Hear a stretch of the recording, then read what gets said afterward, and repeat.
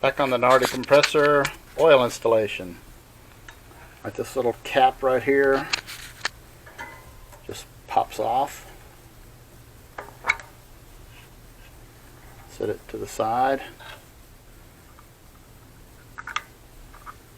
Got this little strainer piece. It keeps oil from splashing out.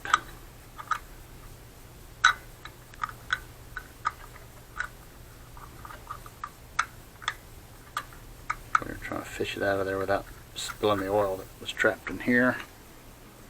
Dump it over here in my oil container. It's been misappropriated for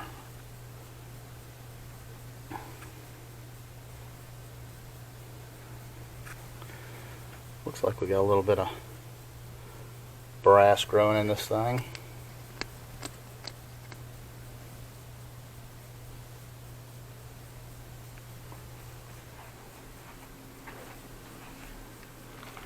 Set it on our paper towel for now. Anyway, pour 11 ounces back in that hole.